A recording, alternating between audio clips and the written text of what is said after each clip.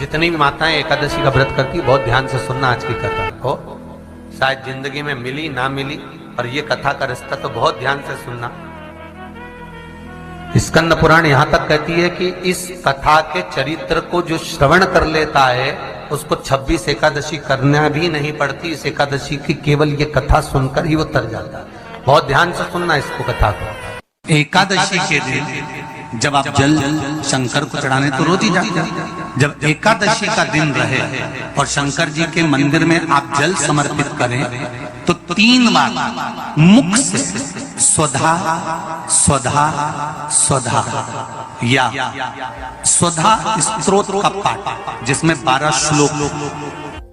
2-4 हैं, पैसा तो आ रहा है पर घर में टिक नहीं रहा। डॉक्टर में, पुलिस में, एक्सीडेंट आदि में, कहीं गलत जगह पर, व्यसन में अगर पैसा जा रहा है, जुए में, मांसाहार, मदिरा पान, या कहीं आया पैसा आने में कमी नहीं, आ रहा है पर टिक नहीं रहा, रुक नहीं रहा।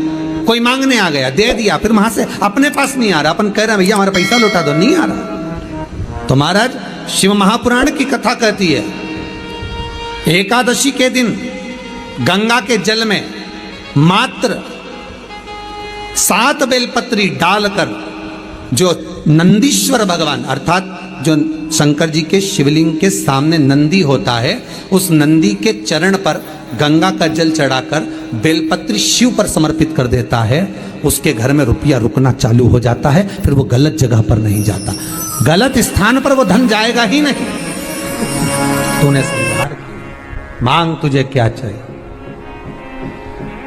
एकादशी ने भगवान विष्णु से कहा, नाथ प्रभु वर दे दो, मृत्यु लोक में जो मनुष्य मेरा व्रत करेगा, चाहे जलचर, थलचर, वायुचर या सांसारिक मनुष्य, मेरा अगर एकादशी का व्रत करेगा, प्रभु उसके यहां धन धान्य वैभव सुख संपदा बढ़ेगी और उस जीवात्मा को नरक नहीं भोगना पड़ेगा, सीधे वैकुंठ का उसको वास मिलेगा। जब जीव आत्मा को लेकर चला जाएगा, यम के दूत जब बंदी बनाकर ले जा रहे होंगे उस जीवात्मा को, जिसके प्राण छूटे होंगे, यम के दूत जब बंदी बनाकर ले जा रहे होंगे, तब मुझे वर दो कि मैं इसका हाथ पकड़कर बेतन्नी से पार उतार कर सारे नरकों से निकालती हुई आपके धाम में लेकर आऊं। भगवान ने वर दे दिया, तथास्तु। हे एकादशी सुनो, मृत्यु लोक का मनुष्य अन्न का त्याग कर कर, क्योंकि अन्न में एकादशी के दिन पाप पुरुष रहता है, अन्न का त्याग कर कर एकादशी के दिन जो मनुष्य तुम्हारा व्रत धारण करेगा, उस व्रत को करेगा और उस व्रत को धारण करेगा, उसकी मनोकामना पूर्ण होकर वो मेरे ही धाम को जाएगा। ये तो हुआ एकादशी के जन्म की कथा। एकादशी के दिन गंगा के जल में मात्र 7 बेलपत्री डालकर जो नंदीश्वर भगवान अर्थात जो शंकर जी के शिवलिंग के सामने नंदी होता है, उस नंदी के चरण पर गंगा का जल चढ़ाकर बेलपत्री शिव पर समर्पित कर देता है, उसके घर में रुपया रुकना चालू हो जाता है। फिर वो गलत जगह पर नहीं जाता, गलत स्थान पर वो धन जाएगा ही नहीं। बेटा अगर व्यसन में पड़ा हुआ है, मदिरा पान में पड़ा हुआ है, मांसाहार में, जुए आदि में जा रहा है, तुम्हें लग रहा है कि मेरा बेटा गलत मार्ग पर जा रहा है, ये मित्र दोस्ती गलत हो रही है, वो सही जगह पर आ जाए। करना है एकादशी। कई लोग इसको धन के लिए भी करते हैं, संपदा के लिए। संपदा के लिए अर्थात जिसका व्यापार नहीं चलता, जिसके घर में पैसा नहीं आता, या नौकरी नहीं लग रही, या सर्विस नहीं लग रही, आप अप्लाई कर रहे हो, जगह जगह जाकर इंटरव्यू भी दे रहे हो और पैसा नहीं आता, तो उसके लिए भी प्रयास किया जाता है। पर उसके लिए यहाँ पर जो धन के लिए करते हैं, उसके लिए विष्णुपदी के लिए करते हैं। मतलब जैसे गंगा के जल में तुलसी के 11 पत्ते डाले जाते हैं और उसको किसी भी नारायण के मंदिर में राम कृष्ण शिव शंकर नहीं, राम कृष्ण भगवान विष्णु दत्त आदि जितने नारायण के मंदिर हैं, उस मंदिर में किसी भी पात्र में, एक छोटे से पात्र में उसको भरकर रखी जाते हैं महाराज। उससे भी जॉब सर्विस नौकरी में सफलता प्राप्त हो जाती है। परंतु वो भी एकादशी को ही होता है। कुछ देर तक पात्र को रखा जाता है, फिर वही पात्र का जल किसी भी वृक्ष के नीचे डाल दिया जाता है, उससे भी नौकरी के लिए फायदा मिलता है। गंगा का जल कोई साधारण नहीं। दशमी, एकादशी और द्वादशी, इन 3 तिथियों पर एक रोटी में थोड़ा सा मीठा रखकर सोमक पितृ का नाम लेकर यदि गाय को खिला दिया जाता है तो अगर कोई पूर्वज प्रेत योनि में भी पड़ा हुआ होता है, भटक रहा होता है, जिसको पिंड नहीं मिला, जो अचानक मर गया होता है, अधोगति में चले गया होता है, उस जीव की मुक्ति दशमी, एकादशी और द्वादशी, ये 3 दिन सोमक पितृ का नाम लेकर रोटी में, पूड़ी में मीठा रखकर अगर गाय को खिला दिया जाता है ये 3 दिन तक, तो वो पितृ कभी भटकते नहीं है, उनको मुक्ति प्राप्त हो जाती है मोक्ष में। नहीं, एकादशी है कौन? क्यों इसकी इतनी प्रधानता है? क्यों इसकी पुण्यता है? ऐसा क्या है एकादशी में जो इसकी पुण्यता मानी जाए? कौन है ये जो भगवान नारायण तक एकादशी का व्रत करते हैं? सुभद्रा जी को भगवान जगन्नाथ ने, जगदीश ने एकादशी का व्रत कराया था। बद्रीनारायण भगवान को माता लक्ष्मी ने एकादशी का व्रत कराया था। क्यों?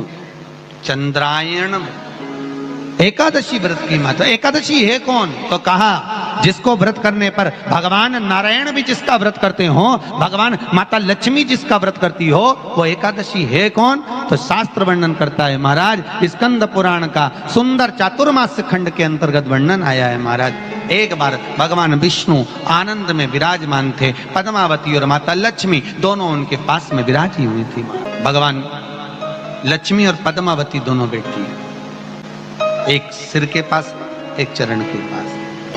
कुछ समय बाद वहीं पर ब्रह्मदेव का आगमन हुआ और ब्रह्मा जी आगमन पाकर भगवान नारायण पद्मावती से लगकर उठे और उठकर लक्ष्मी की ओर झुके। झुकने पर इन तीनों के समागम से भगवान नारायण के हृदय चित्त से एक कन्या प्रकट हो गई। उस कन्या का नाम एका था। क्या नाम था? एका। अब 10 उसके गुण इतने प्रबल थे, वो 10 गुण उसके बड़े प्रबल थे कि वो एका जिसको निहारती थी उसको संपदावान बना देती थी, जिसको देख लेती थी उसके जीवन में वो आनंद की अनुभूतियां करा देती थी। एका जिस मार्ग से जाती थी उस मार्ग के द्वार खोल देती थी। एका का पुण्य इतना पुण्य प्रखर। पद्मावती और लक्ष्मी ने कहा महाराज ये बेटी आपके द्वारा निर्मित हुई है, इसका कन्यादान करना चाहिए। हमारे यहाँ हिंदू धर्म में रीति है, जिस दिन कन्यादान करा जाता है उस दिन व्रत रखा जाता है। अब आजकल रखते कि नहीं रखते हो मालूम नहीं, और कन्यादान करते समय व्रत रखा जाता है। व्रत रख श्री शिवाय नमः। एकादशी के दिन कभी कभी तुम बद्रीनाथ चले जाओ, एकादशी के दिन तुम द्वारका चले जाओ, एकादशी के दिन तुम तिरुपति चले जाओ, एकादशी के दिन तुम जगन्नाथ चले जाओ, एकादशी के दिन तुम्हारी मर्जी पड़े भगवान के किसी धाम में चले जाओ और भगवान को भोग लगाओ और उनकी थाली को झांक कर देखना, उसमें चावल जरूर मिलेगा। उसमें ऐसा नहीं है कि चावल नहीं मिलेगा। बद्री नारायण में भगवान को चावल का भोग लगा हुआ मिलेगा, द्वारका में चावल का भोग लगा हुआ मिलेगा, आपको जगन्नाथ में चावल का भोग लगा हुआ मिलेगा, तिरुपति में मिलेगा, द्वारकाधीश में मिलेगा, नाथद्वारा में मिलेगा, सांवरिया सेठ में मिलेगा, काकरोली जी में मिलेगा। आप जहां जाओगे वहां पर एकादशी के दिन भगवान को चावल आएगा, क्योंकि भगवान के लिए परहेज नहीं है। जो काम में डूबा हुआ है, जो आसक्ति में डूबा हुआ है, जो लोभ में डूबा हुआ है, जो वासनाओं में डूबा हुआ है, जो तृष्णा में डूबा हुआ है, और जो माता के गर्भ से जन्म लिया, एकादशी के दिन चावल उसको नहीं खाना। एकादशी और द्वादशी के दिन हमारा हिंदू धर्म, हमारा शास्त्र कहता है, हमारे शास्त्र, हमारे वेद डॉक्टर वर्णन करते हैं कि पीपल के पत्ते को अगर एकादशी और द्वादशी के दिन एक तांबे के पात्र में गला कर रख दिया जाए और उस पानी का आचमन 3 बार करा जाए तो जिसकी नाड़ियां चोक भी हो जाती है, डॉक्टर बोले इसका बाईपास करना पड़ेगा, उसको केवल 3 आचमन पानी एकादशी और द्वादशी को पीपल के पत्ते का कराया जाए तो अंदर की नाड़ियां भी खुल जाती हैं। भगवान का एक नाम है अघोर। ब्रह्मा जी को दर्शन दिया, अघोर मतलब सिद्ध नाम। और बहुत ध्यान से सुनना भाई, बहुत प्रयास कर लिया आपने, कामना सिद्ध नहीं हो रही। 1 लोटा जल, एक जल का पात्र लीजिए, उस जल के पात्र को लेकर उसमें थोड़ा सा लाल चंदन डालकर बेलपत्री के वृक्ष के नीचे और देवाधिदेव महादेव को चढ़ाना प्रारंभ कर दिया। उसके बाद में एक लोटा जल स्वच्छ फिर शिव जी को चढ़ाएं। श्री शिवाय नमस्तुभ्यं हम बोलकर आपकी कामना कहकर भगवान शिव पर अघोरेश्वर महादेव का नाम लेकर आप चढ़ाना प्रारंभ करिए। बाबा आपका कार्य 3 महीने के अंदर पूर्ण कर देगा, सफल। बेलपत्र होते हैं, उसकी इसको छेद तो करते नहीं है सुई से, बेलपत्र की डंडी को बांधते जाओ 108 बेलपत्र की माला बनाओ और माला बनाकर भगवान शंकर के गले में शंकर के शिवलिंग को जो चढ़ा देता है उसकी मनोकामना भगवान शंकर पूरी कर दे। 108 बेलपत्र की माला बनाकर शंकर भगवान को समर्पित करी जाती है। माता लक्ष्मी ने भगवान विष्णु को पाने के लिए तुलसी की माला बनाकर समर्पित करी थी, जैसे सती ने शिव को पाने के लिए, कामना को पूर्ण करने के लिए। शास्त्र कहता है घर के बुजुर्गों को, घर के बड़ों को, जेठ जेठानी हो, सास ससुर हो, घर में जो तुम्हारी उम्र से बड़ा हो, उसको आज पीला फूल या पीली चने की दाल या पीला वस्त्र, कुछ भी पीली सामग्री आज घर के बड़ों को देना चाहिए। क्यों देना चाहिए? तो शिव महापुराण की कथा कहती है कि जो शुक्ल पक्षी की एकादशी के दिन पीली वस्तु का दान दे देता है, घर के किसी ब्राह्मण को देने नहीं जाना, किसी मंदिर में देने नहीं जाना, आपके ही घर में, आपके ही घर के बड़ों को किसी भी पीली चीज का दान कर सकते। फूल हो, मिठाई हो, कोई अनाज हो, कोई वस्त्र हो, पीली वस्तु का दान दे। क्यों होगा? क्या होगा उससे?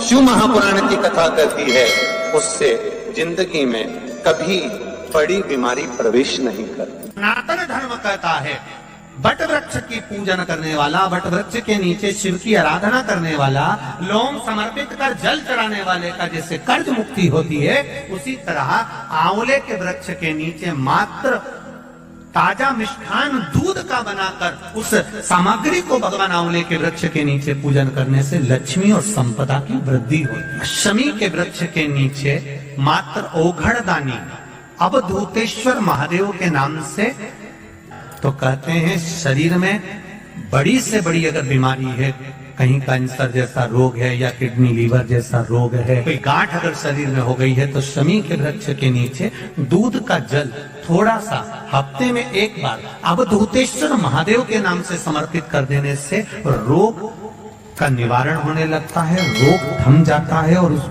आगे नहीं बढ़ पाता और उसका इलाज चालू होता है, सुख का अनुभव। बस एक बात का स्मरण रहे आप, आंवले के वृक्ष के नीचे अगर कोई भोग लगाया गया है पा सकते हैं, पीपल के वृक्ष के नीचे कोई भोग लगाया है पा सकते हैं, बट वृक्ष के नीचे कोई भोग लगाया गया है पा सकते हैं।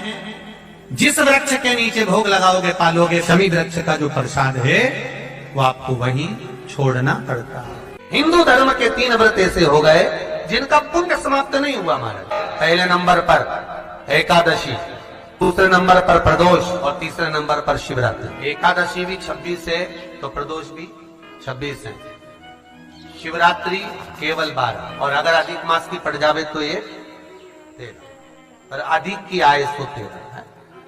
तो यहाँ शास्त्र कह रहा है कि 3 व्रत हमारे यहाँ जिनका पुण्य समाप्त नहीं हुआ, जिनका पुण्य प्रबल हुआ, बड़ा, इसलिए आज भी माता एकादशी का व्रत करती है। और एकादशी का व्रत कर कर अगर कोई जीवात्मा को देते हैं, कोई मर भी गया तो उसको एकादशी का दान देते हैं। बहुत ध्यान से आज की कथा सुनना कि एकादशी का आपसे